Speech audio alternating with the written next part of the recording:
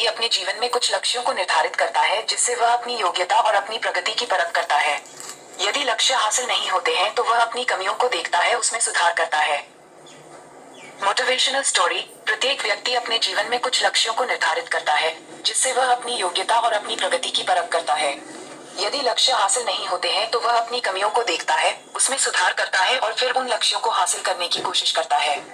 कई लोग अपने लिए लक्ष्यों को निर्धारित करते हैं और उसको पाने के लिए रणनीति भी बनाते हैं, लेकिन वे असफल होते हैं। जागरण अध्यात्म में आज हम भगवान बुद्ध से जुड़ी एक प्रेरक घटना के बारे में बता रहे हैं, जिसमें आपके लिए एक संदेश है। भगवान बुद्ध को जब ज्ञान की प्राप्ति हो गई, तो फिर वे संसार को उस ज्ञान से आलोकित करने निकल पड़े। भगवान बुद्ध किसी गांव में जीवन के विभिन्न आयामों पर प्रतिदिन व्याख्यान देते।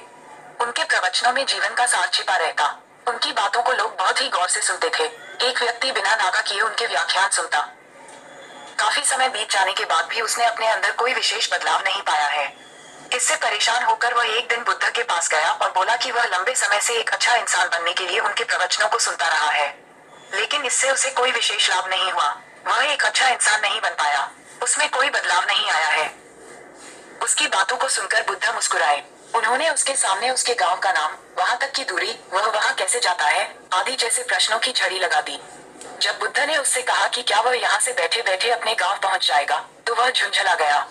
उसने कहा कि ऐसा तो बिल्कुल भी संभव नहीं, उसे वहां तक पहुंचने के लिए पैदल चलकर जाना ही होगा। इस पर भगवान बुद्ध ने कहा कि अब आपको अपने प्रश्न का उत्तर मिल गया होगा। यदि आपको अपने गांव का रास्ता पता है, लेकिन इस जानकारी को व्यवहार में लाए बिना वहां नहीं पहुंचा जा सकता है। उसी प्रकार यदि आपके पास ज्ञान है और आप इसको अपने जीवन में अमल में लाए बिना एक बढ़िया इंसान नहीं बन सकते। ज्ञान को अपने व्यवहार में लाना आवश्यक है। इसके लिए आपको दृढ़ निश्चय के साथ निरंतर प्रयास करना होगा।